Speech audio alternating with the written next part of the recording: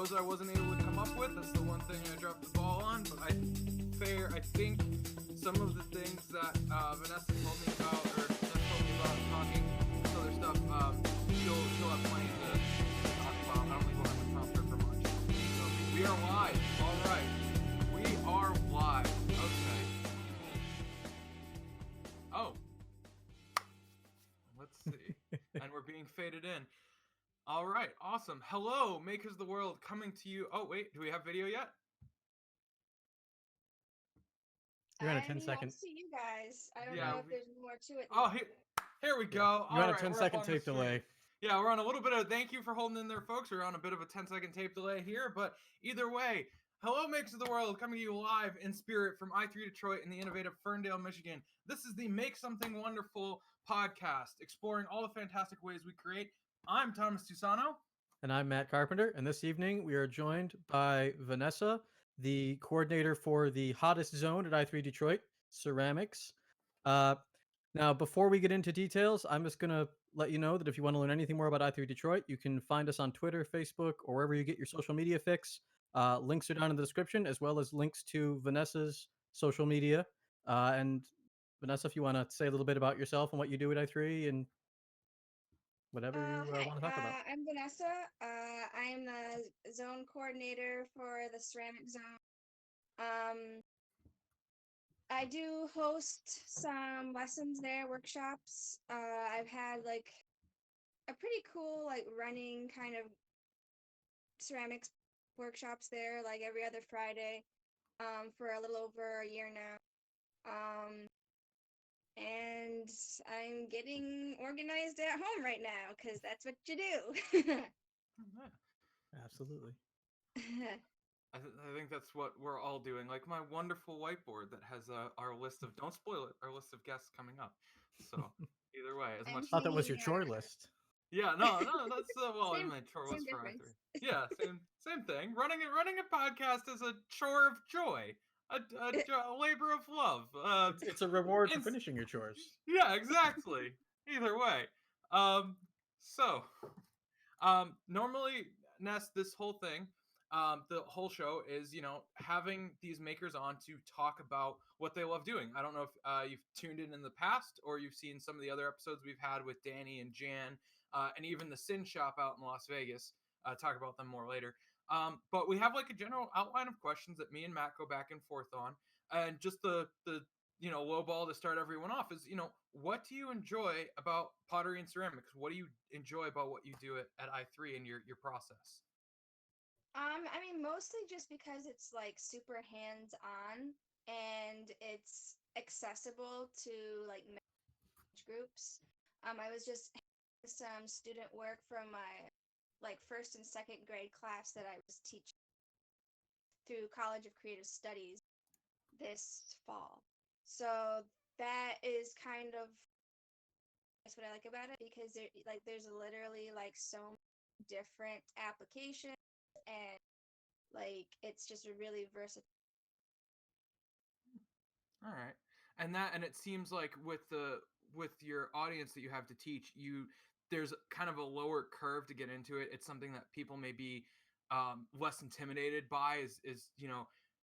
You can easily show it, anyone from 2 to 99 how to do what you're doing, and that's not to belittle it. That's just to say the entry. Like we saw one of your mugs. Yeah, the barriers to entry are pretty low, but it does get pretty complicated, kind of on the higher end.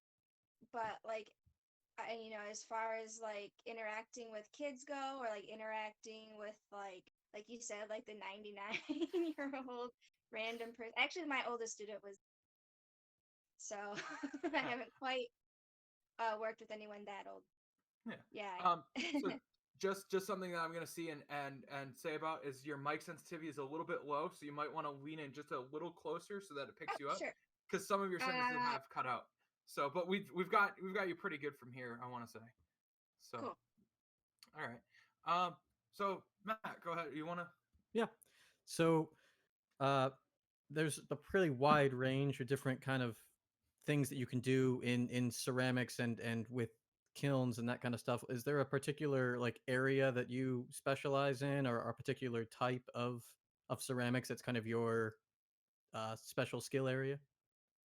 I guess I would say I prefer wheel throwing, but I'm always trying to like kind of expand and like get out of that like functional like dinnerware mindset. I know I taught like some sculpture classes, and this was like a wind chime kind of mobile project that I did, and it's just like a little bit more like, you know, sculptural. Yeah, you get to kind of branch out a little bit and try a lot of different stuff. Yeah, I guess because when I think of wheelwork, I'm thinking of like vases, just like a lot of vases. But I guess there's a really wide range. Anything that's cylindrically symmetrical, right, is wheelable. Yeah. Yep. Excellent. Some of the Uh, classes that you've done, I'm trying to think if have you done classes on wheel throwing at I3, or has it mostly been more sculpting? Because we only have the one wheel, I think, right? yeah, so I mean, for my last glazing, I did bubble glazing, and so I used the wheel just kind of to give like a taste of like, I mean, it's a lot like driving a car, it can take like a long time to kind of acclimate yourself to it. So as far as like that goes, like you really kind of got to set the bar low for yourself because it's really a skill that takes a long time to build. But it was a good opportunity to just get people on it and just like getting used to like hitting the gas and like idling, Yeah, and it's kind one of of those things slowing that things. like even if it doesn't come out exactly the way that you had envisioned it to come out, like it's people are still going to be like, "Oh, that looks really cool," and it's something you made in the end. It's creative work one way or the other. Yeah. Awesome. Well, that's really cool. So you mentioned a little bit before the things behind you and things like that, and we did talk a little bit before the show last night.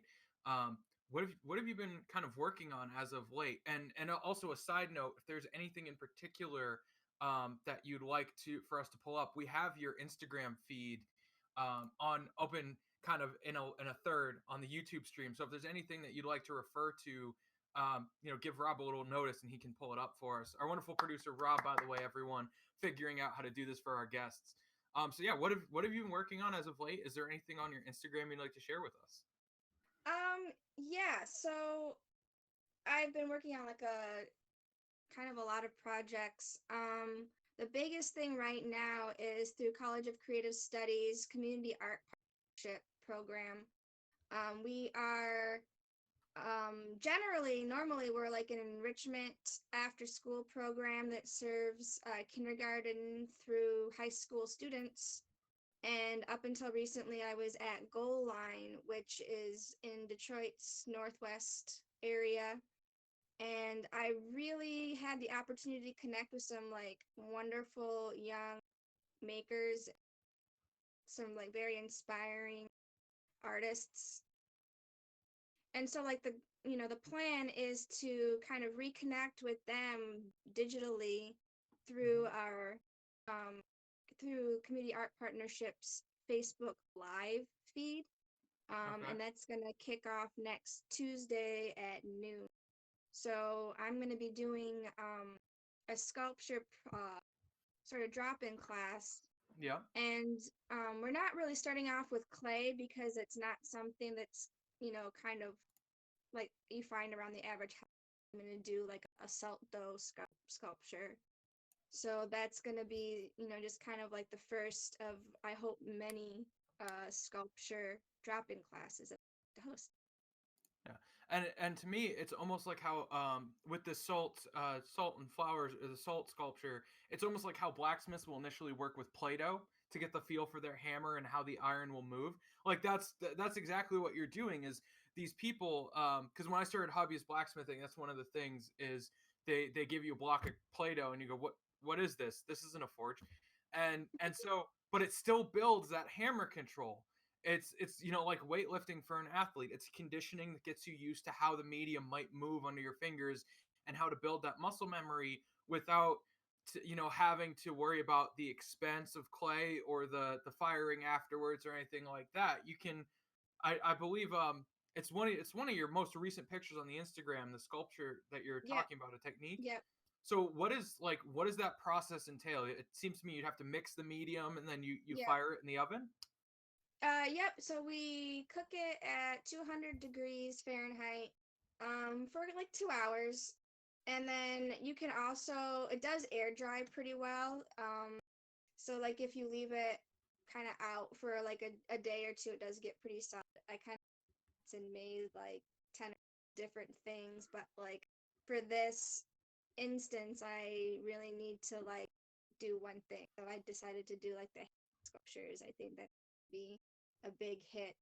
And actually, that one, because of the oven use, we're marketing it towards like the 15 and up kind of age range.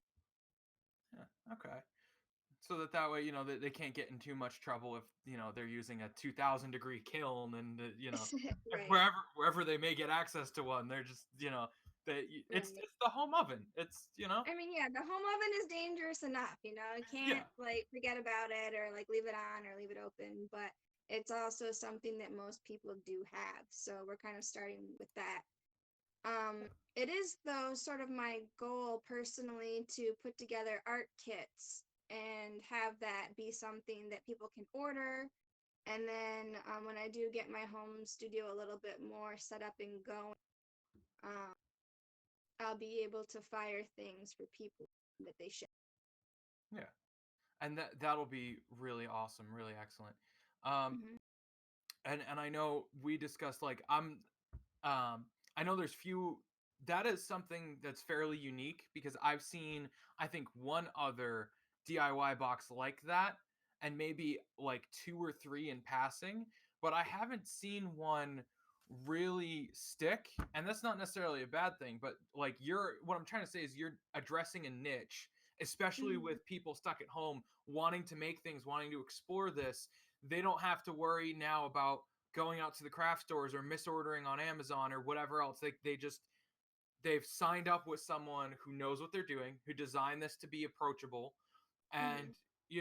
and they can see your accreditation right in your Instagram portfolio. They can see what you've done before. So this, I feel, is a really great solution to a problem that a lot of us have been feeling as we're stuck inside. So Yeah. that's really great. So Yeah, I'm really looking forward to the project. Pretty excited. yeah. Is that looking to be like a something that people could do, like one of those every couple months or something? And you'd have like a few different kind of idea things that they would be able to do, like a Yeah, ceramics of so the month kind of thing. yeah. I think it's gonna be set up though.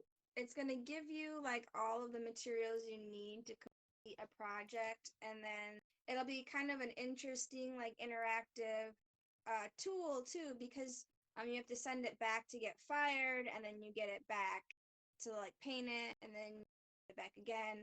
I think that will really kind of sort of cement a good relationship between my students, because I know like I've been kind of in contact with a few of them. We miss school, we miss Yeah. art class, and It's nice to be a teacher of one of the subjects that they're excited about, right? yeah, but I mean, don't get me wrong, I definitely had my fair share of hurdles to like get them to kind of like concentrate even on their art project. But yeah, they're pretty Awesome. Well, that kind of leads into what I would have as my next question, which was about kind of uh aspirations for you, like in ceramics. It sounds like you're because you've worked in several different studios, I think, right? It sounds like you're looking at to get your own kind of in your house, which is, I guess, the ideal situation, right? You roll out of bed Mhm. and go start working Yeah, without having to brave the Michigan winters and whatnot. But yeah. is there like something else in addition to that that like we haven't touched on yet that you think is kind of like your the thing that you're ascending towards? I mean, I would really like to teach at the college level. I feel like having this job through creative studies, even though right now it's geared towards kindergarten through high school, I really feel like I've gotten a good foot in the door because I started with kindergarten. I'm going to be working. schoolers, and I get to do middle school, so it's like I'm kind of making my. But Once you get to college, you'll realize you've come full circle, and they're not that different from preschoolers. yeah, that's what I hear. And actually, I've had a good kind of taste of that teaching classes at I3. And I still really want to be involved with I3 because I think you guys are like fantastic, and I really like being a part of the community there. I definitely have been missing it over the last month. Um, but I think, yeah, I have been able to teach at I3 some adult and children at like time. Like I had some families come, and you're right, because like when you spend time with your kids, obviously they're going to be like you're going to be like them, you're going to be, whatever, mood you are. Yep, exactly. That's good. That's good practice, though, and that's something that I think a lot of people that are really good at something are like that's kind of like the natural next step, right? Is that I want to teach somebody else to do this, like, because it's a good way of like one testing how good you are at it by being able to explain it to somebody else, and it's just a very rewarding experience to be able to kind of all the places that they're likely to trip up because you've gone through that already. Yeah. One of the most. Oh, sorry. Go ahead, Ness. No, You go first. ahead, go ahead. One of the most rewarding things I think stepping into woodshop coordinator at first was authorizing my first few people on the table saw. And of course, I was doing one of these the entire time because it's a friggin' table saw. And, but then watching them start developing into being able to make those cuts smoothly and approach it without fear, like that was hugely rewarding. And, and then a little bit like for your own ego, seeing people approach you and ask for either advice on this or that. Um, the putting aside personal opinions is hard sometimes with different projects because you may disagree with the approach, but the satisfaction of helping that person through that problem is huge. So yeah. And that's something that I get with everybody who comes through the door because I have to teach them all how to be a member. Yeah, you have And you you think you get a lot of questions. Oh geez, no, I know. Yeah. I can't imagine, honestly. But Well, I gotta get to meet everybody. Yeah. It virtually guarantees I'll always be on the board. Yeah.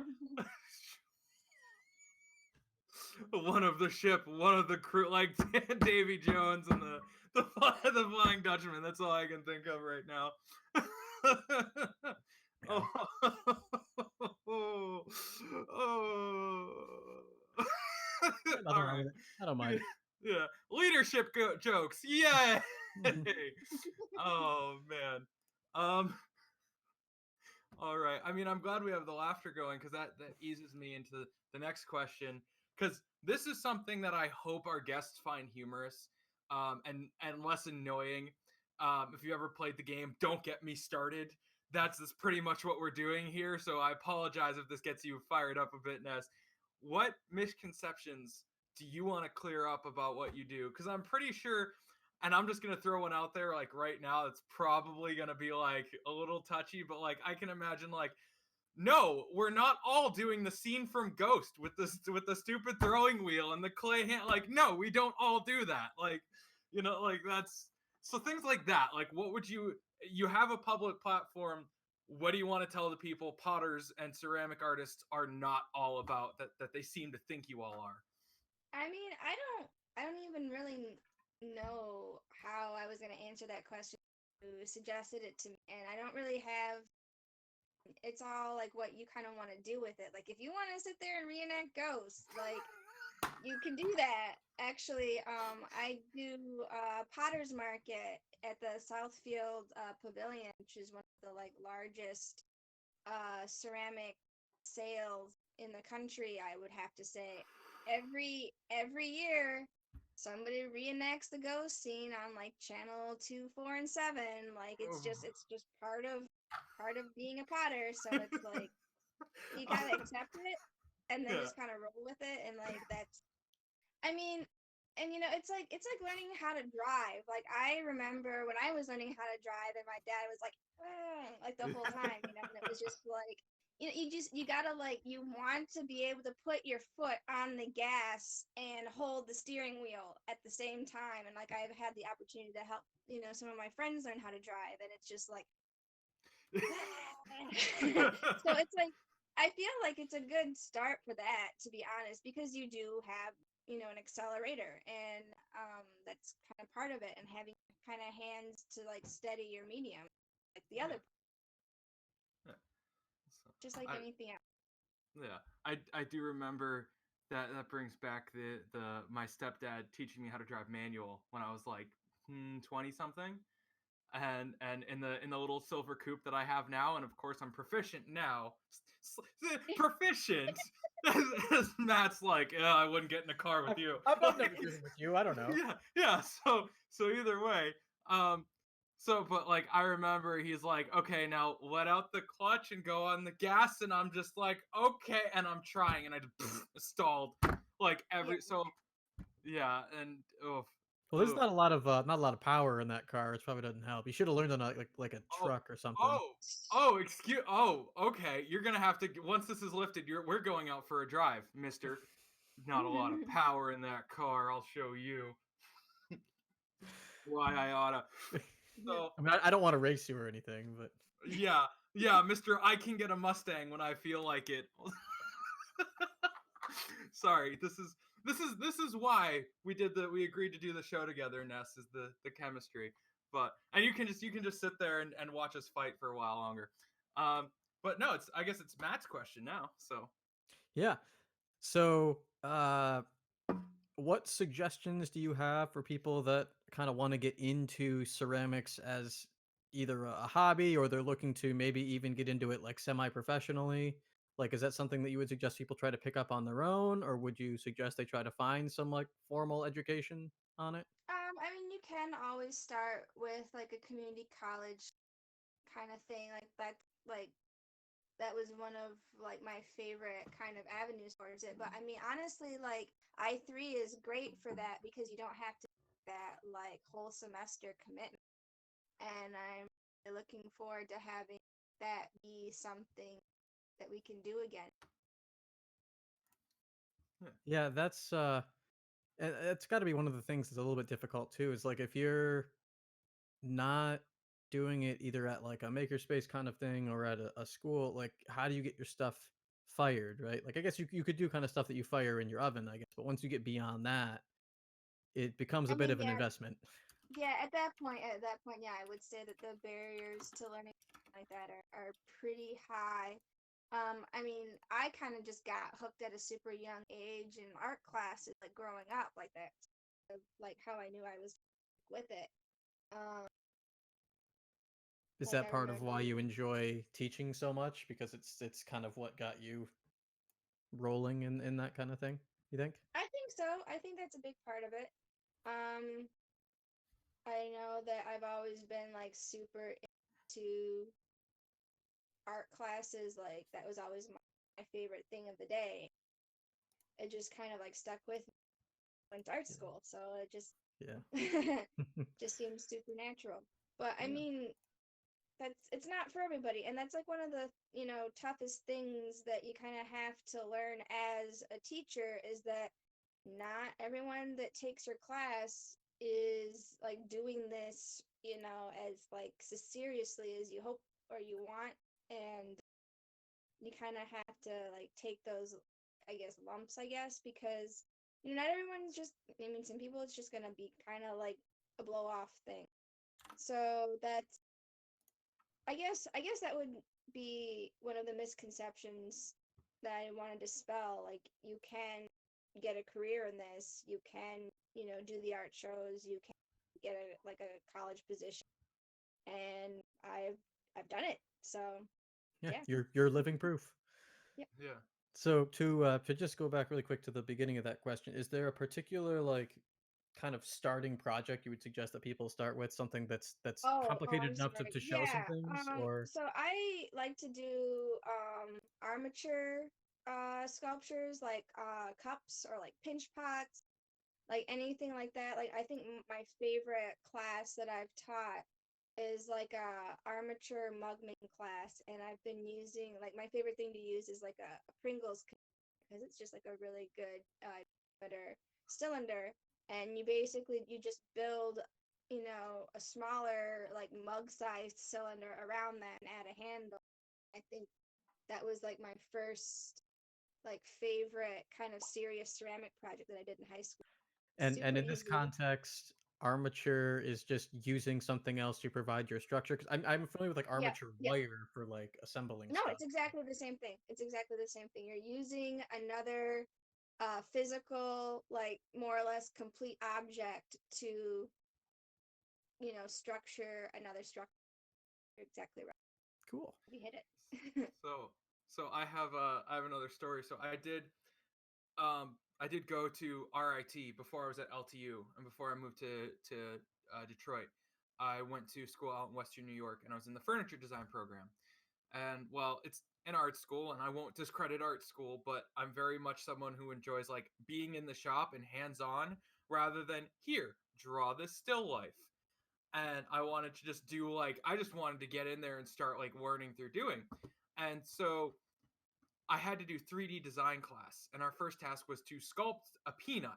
Like everyone had to do a peanut, right, out of clay. And I found out that I really, really, really, really loved clay. Um, and so I put on just a show in the background, and I was just sculpting this peanut. I just like zenned out. I wasn't even paying attention to the show anymore, and I gave it to the 3D design teacher, and he goes, "Huh, heavily stylized." And like now I know that's basically an artistic backhanded compliment of like it's okay, but I can tell you did this through some subprime method or whatever else. What he didn't know is that I had found out that my guitar picks made perfect sculpting tools. They And so like do. and so I was sitting there with the guitar pick, and when he said heavily stylized or whatever, I was just kind of like because I knew the whole time I had been sitting there with the frigging guitar pick of all things, and oh god, it was funny. Um, One of that just reminds me of like one of my favorite like shift ceramics tools is like those like keyring cards that you get, or like sometimes when like a credit card company is like sending you an advertisement, actually come stick like yeah, card, and yeah, you can like cut those up and make like coolest like texture like sculpting to yeah, shape, make with scissors basically. yeah, And yeah, that's something that I really like about working with ceramics is that like literally anything can be a texture tool. You can pick up like a Petoskey stone off the beach, Yeah. yeah, or a seashell, a pencil, or like just literally is like yeah, a That's one of the nice things I think about like materials and mediums for working with that are fairly soft. Like when you're working with metal, there's not a lot of options for things you can work that with. You can get it hot and smash the crap out of it, or I you mean, can unless like, you're casting. well, yeah, if you're doing like that, but you can't use like used up credit cards to work with casted metal. It doesn't work so well. You can use it once, Yeah. but it's It's like the it's a little more yeah, difficult, I think. the lost credit card instead of Yeah. lost wax. yeah, Exactly. Yeah, yeah. It's gonna be one weird alloy once you're done yeah. with Yeah. that. Oof. Maybe it's one of those like titanium cards. I don't know. Yeah, exactly. You just got. Then again, if you have a black card at that point and you're using it to cast something, you're probably in a lot more deeper doo doo than I forgot. I was about to. So we took off the 18 filter this week so that we could reach a broader audience. So hello, people that I'm trying not very hard to swear at. Um, yeah, exactly. Like not. Okay, you get what I mean. Not swear at, but swear towards. Swear in Um, the presence Square of. in the yes, at the swear. general direction. Yeah, exactly. So swear in the general. I swear in your general direction. Monty Python kind of garbage. Um. So either way, yeah, you're much yeah. But okay. Um. I think we got our answer, but I wanted to acknowledge real quick. Um. One of my coworkers. Hi, Danny. Thanks for tuning in. One of my coworkers was asking, what is your favorite way to work with clay? And I think you got that talking about the Pringles can and some of the other stuff. But I just wanted to make sure, like, audience, hi, we love you. Thank you for tuning in. So, And if there's some other way that you work with clay that you haven't like oh, had come up in conversation yet that you'd like to share. I yeah, mean, just lately, it's just been kind of like sitting at my kitchen table, just like making small sculptures. So I did some egg decorating, kind of like spring egg decorating, and I actually made like little stands to hold like finished decorated eggs, and those are actually on my. Little egg pedestals. Yeah, yeah, and I didn't even fire them. I think I fired a couple of them, but like the ones in the are just air that. They're probably But actually better if they're still a little soft, right? I mean, yes and no, because you want to kind of get because I mean, eggs are pretty uniform, like when you get them from the grocery store, but you still Yeah. want to get there's a little bit of variance.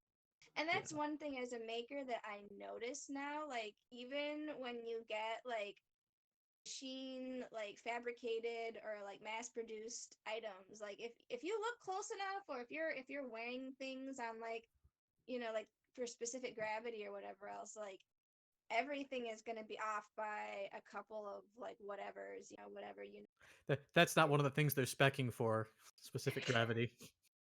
right. Having seen the dimension sheets, that's not on the spec sheet. Right. No, I know. And that even with like measuring spoons or like measuring cups or anything like that, like they all have like a slightly different weight or like size or yeah. Oof. I I think my biggest oh man, so a little gripe from a different profession with this is I noticed that in bartending, because either your pours are always off by a specific amount, or just make them lower anyway. Yeah. yeah, exactly. But the huge thing with shot glasses, like people Mhm. look at you and tell you like, I put a 1 ounce pour in a rocks glass, I put a 1 ounce pour in a shot glass, and they'll be like, the rocks glass is less. I'm like, I pour it into a shot glass and it's the same amount, and they're like, but that's still less. It's the thickness of the glass that you just Yeah, don't think yeah, about. And you're like, yeah, you just made me dirty 2 shot glasses. yeah. Like what the hell, buddy? Come on.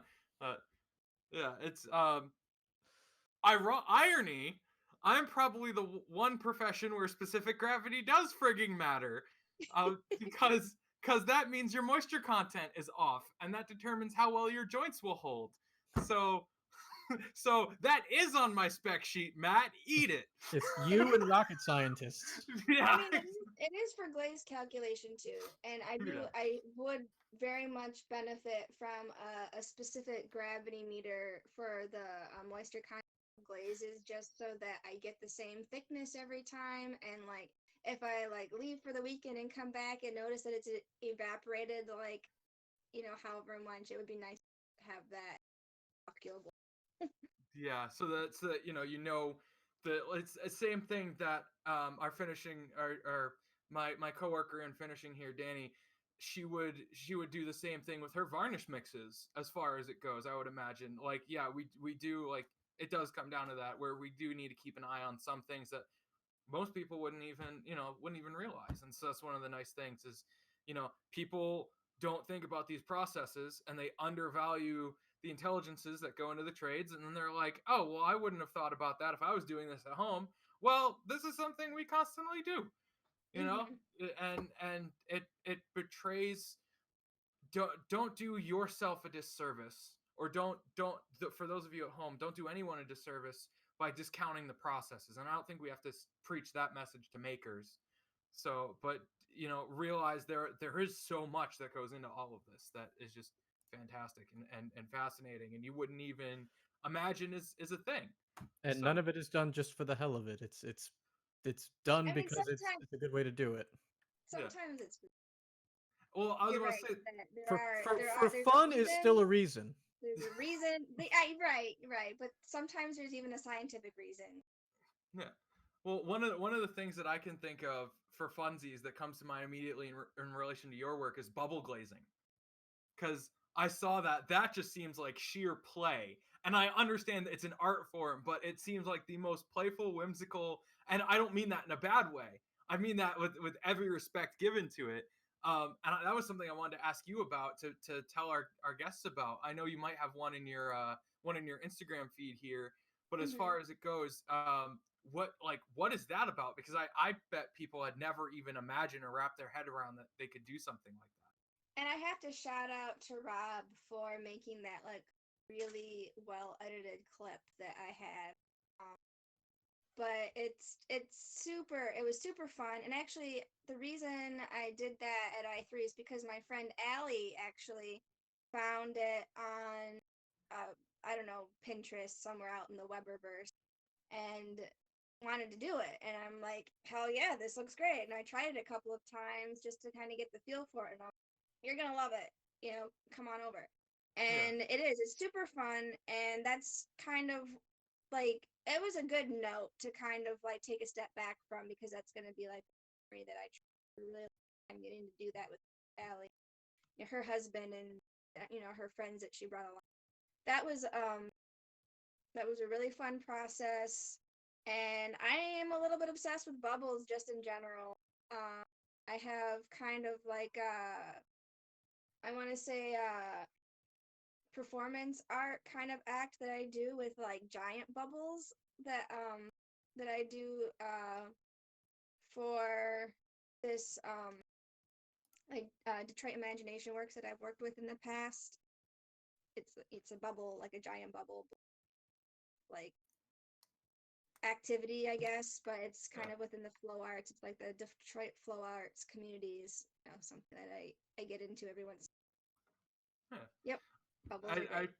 I remember. So that's something we can also ask. What might the I3 Detroit community not know about you? Because there's something that probably a few of us didn't know yet. Like we didn't know about Nest, that you're into the bubble and the flow art stuff like you were just talking about. So yeah. Oop, did we lose you? Camera just went dark real quick. Yeah, we might have. Nest, you still there? We still got you? I have to have her dial back in. Okay. Brief technical difficulty, folks. Yep. So I guess this is the part where I get to interview you.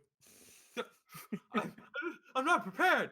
No, let's see. Oh, hold on. I think she's coming back in. I got a buffering from her camera.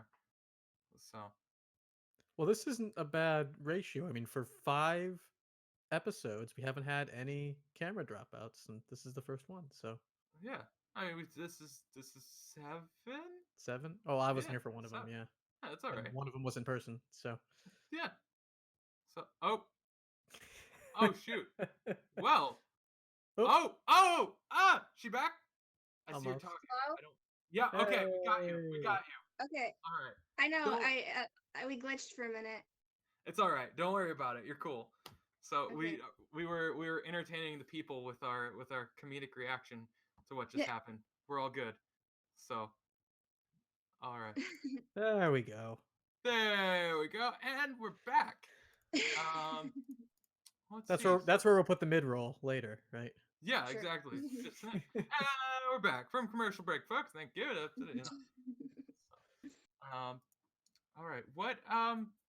You know what? I mean, to peel back to break the fourth wall for a quick second, Matt. What haven't we covered this evening yet? Um, well, I think one of the things that I've always kind of found interesting that a lot of people at I3 do, and I wish I had more time to do, is a lot of the work in and around the city of Detroit. Like it sounds like you do a fair amount of, I don't know how much of it's volunteer and how much of it is working with the schools, but I know that having lived here my like entire life, that's something that I think is really important to the city, as it's kind of making its latest in a long line of bounce backs. So can you share a little bit about kind of how you got into working with these organizations in the city, and like the kind of stuff that you do, and what you enjoy the most about it? That's a lot of questions, I know, but just you can Okay, pick one of them well, or something. one thing I really treasure about I3 is just how interconnected it really seems to be. Because like kind of the Detroit flow scene, there are a lot of members that like the Venn diagram of like I3 and like just the other kind of aspects of like the community arts subcategories. It's very much more like a football than a Venn diagram, I have to say. Um, there's like the Detroit Fire Collective or Flow Collective, depending on what kind of facet of it you're talking about. There's like the Detroit Parade Company. I've done a little bit of work kind of with that. There's Detroit Imagination Works, which has like some like kind of overlapping management. And then even like CCS, there's like, there's a lot of people kind of involved at the College of Creative Studies that like kind of gets into like those other aspects of it. And like performance art for me is if anything is going to be more of like a volunteer part of my life right now, I think it's kind of along those lines, especially with the Detroit Parade Company. That was kind of one of the hardest things, having kind of like parades being shut down at that point, because I was like getting kind of fired up to like do my volunteer hours with the Detroit Parade Company. Yeah. And yeah, I know I was getting a little bit nostalgic right now, but like that kind of aspect, it makes me feel really connected to the city. Um, and I have so many friends that also kind of like walk these kind of like paths too, that I get to see at like all these different places. Um, Yeah.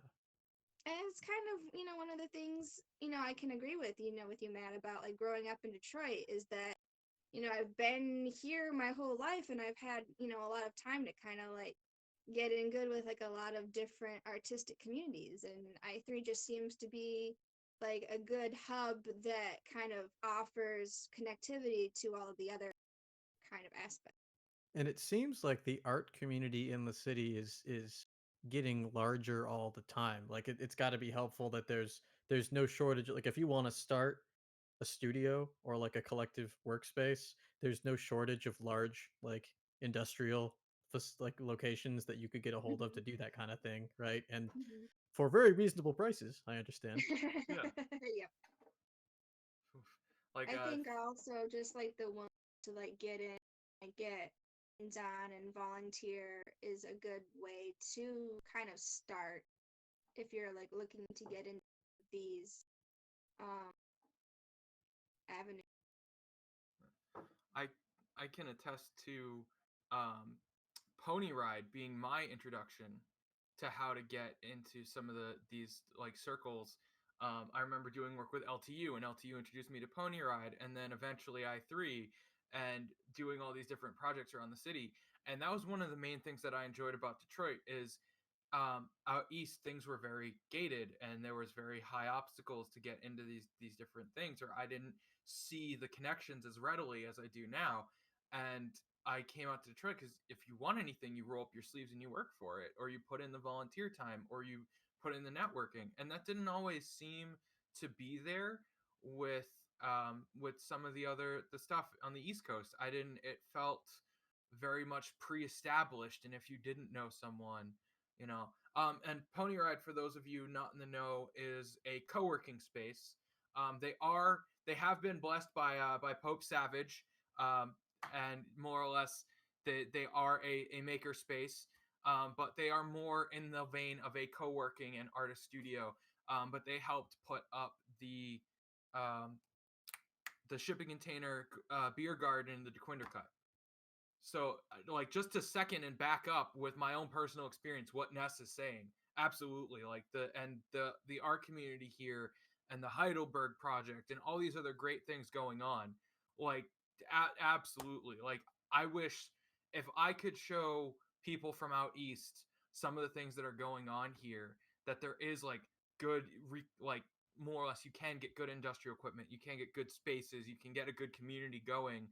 Um, you the caveat there, and not caveat so much as thing that you need to be mindful of, is working with the community rather than grafting onto the community, because it's very easy to feel like to step on toes and um to work outside of those things, and that's the big difficulty. So sorry. No, Oh, that's great. I did add another question. I added another Oh, question, but now I can ask it. yeah, Now that we've yeah. I've gotten had my camera the time. Go, flow man. there. Go. Yeah. So uh, I guess one of the things that I just kind of thought of, is there a certain skill or a certain thing that you learned from another member at I3 that you would not have expected that you would pick up before?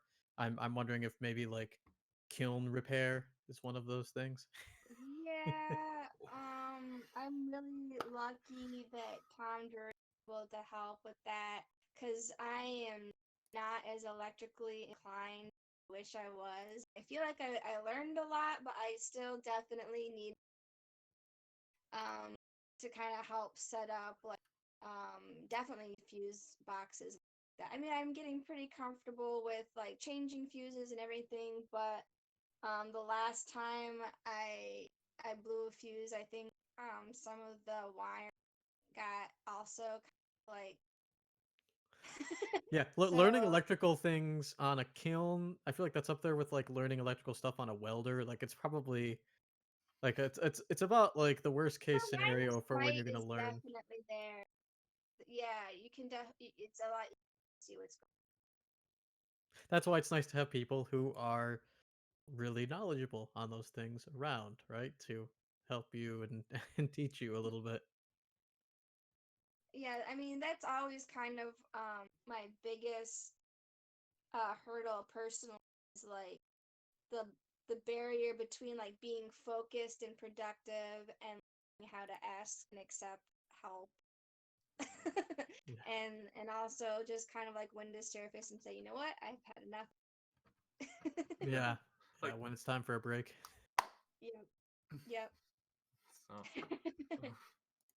Well, that's the thing. Like when you get into flow, right? Like Thomas's peanut flow there, then you don't really want to take a break. That sounds bad. But um yeah, like you just get going and you just zen. And so That's I am a the lot. guitar pick, he says. Yeah. That's you know what? I get that. Like wheel throwing is like one of the things that I don't need to eat today. I've got clay. oh gosh. There you go. The ceramics diet. Yeah. Yeah. Oh my no, Oh. just like because you get so into it that it's like, and that's that passion is really like when I talk to other young artists that are kind of like struggling with the career and kind of like the liquidity, the money making aspect of it, and like just kind of like stuck in kind of veins that they don't necessarily know how to get out of. And I always tell them like, and I'm glad I get to say this from the perspective that I have currently, but like the thing that you are most passionate about is the thing that you should definitely stick with because that's what's going to get you through like other rough patches in your life. And even if it is, kind of like focusing on like, the day to day, paying your bills, buying groceries, utilities and what have you, like, the thing that like you're most passionate about, the thing that like drives you even when like there's nothing else that really feels like is going your way, like that's the thing that you really need to do because that's going to get you like the hope you need to like get through it. Yeah. Absolutely. Do it for the love of the like project, not for the money, The right? process, yeah, do it for the process. Yeah, yeah. Yeah. What is Um that? It's not what I'm doing when I'm doing what I'm doing, but it's what I look like I'm doing when I don't know, there's some song that really nails it and I think about it, but like and I wish I knew who sang it, but it's like, you might be looking like you're working and you might, think you look like you're working, but actually you're living your being. Well, if you say it too closely, we're gonna have to credit it in like the show description. So. yeah.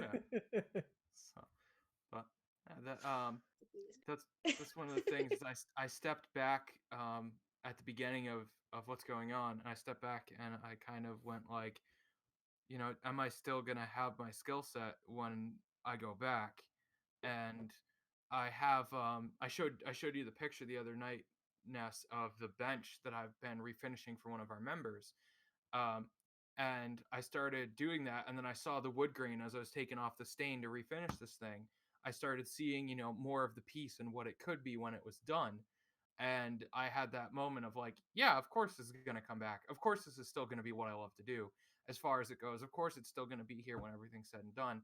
And having that smaller project and the motivation to set up my own home shop, because I'm putting in efforts to have my own place should anything like this either happen again, or so that I have the flexibility to work from home a little bit more. Um, like it's going to come back. It's going to be there. I should make the investment in it because it will always come back to me somehow.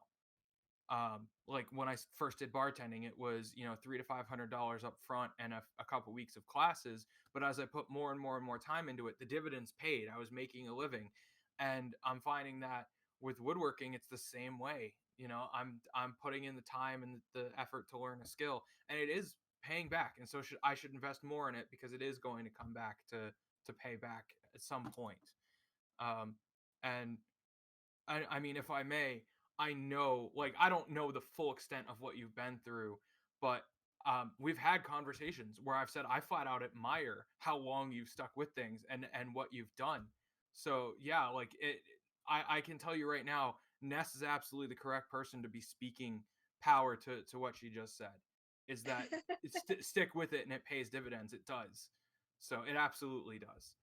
So I mean, I definitely had my brushes with insanity over the last couple months. You know this. I think maybe you both have kind of seen into that. um, but also like what I can really like kind of feel good about is like first of all this room 3 weeks ago was a pile of boxes, and there's still like some boxes, but also like I've got a desk in here, can like walk from the door to the window. I've got like a little pottery shelf display over here. I mean, I'm not going to show you because there's like paper on the floor from packaging yeah. feels, but I mean, I feel really good about this room. The Absolutely. garage has come a long way. I've actually got like a small, like, like a commercial size cutting board that's kind of working as like dynamic space. And then I borrowed like a small microwave size from my three that I do super tiny little projects now, and that's keeping me going. It's definitely not like on the same scale that I was, but that muscle memory has been ingrained for like over a decade now, almost 2 decades, and that's not. It's going to I take more know than a few that. months to lose that. Yeah. Yeah, yeah, and I hope probably by the end of April that I'm gonna have like a wheel in a garage. Fingers crossed on that one, but that's kind of the goal. And also, even though feel like I've had all this downtime, I've actually been super productive, considering, and my job through CCS is kind of ramped now. So, I've gotten a lot of rest, and I guess I probably needed it. And I've got time with family. I have a baby that I get to spend like a lot of time with right now. Yeah. Awesome. Um, eating potato chips kind of a lot, which is kind of cool. It's like the first thing that she like picked up from a plate with her hand and put into her own mouth instead of like the whole like feed me kind of situation. This So sounds like a like Lay's ad. no, actually it's back to Pringles. It's a Pringles ad. Yeah. Ah, Yeah, she yeah. had to finish the can so you could use it to make like mugs, Yep, right? yep. I've got kind of a good stash next episode. Awesome. Yeah. But yeah, I mean, eating like all kinds of other things because she finally did that muscle memory of like, oh, I can use that from my finger and put it in my mouth. Now she like small fruit. It's a whole new world. Yeah. Oh, whole new set of possibilities with that one thing. Yep. So And it all started with a potato chip. It's like your peanut. it's come full circle. You started making mugs with the Pringles, and now she's finally eating from the. So there's gonna be stories I can imagine. So and Like I can just imagine now, like, you know, some time if this show ever blows up, just like someone's viewing the back catalog and then you just wake up one morning to a full box of Pringles on your front step, like, what the hell happened, Thomas? What the? And then, like, just I don't know. We just got 1 million views on one of her videos, and all of a sudden Ness has Pringles out her ears. Like, what happened? Like, oh. I do love. Yeah. So there you go. If anyone's ever stuck, just, you know, like, I don't That's know. my last question then. Is what is your favorite flavor of Pringles? I'm asking the real questions now at the end of the show. Yeah, Yeah. original. Yeah, Yeah. Ooh, all right, okay. What? Oh, really? I feel like there's two kinds of people: the ones that think that the pizza ones are the best, and the ones that think that they're just the worst thing on the planet. See, I really like pizza combo. And so like that like pizza flavor for me is combos and Okay. nothing else close to that. And so I'm always like forever disappointed with every other like non pizza flavor. Every other But fake pizza flavor. yeah, I mean, I'm sure there's like some kind of tomato. Thomas, did you want to share your favorite flavor?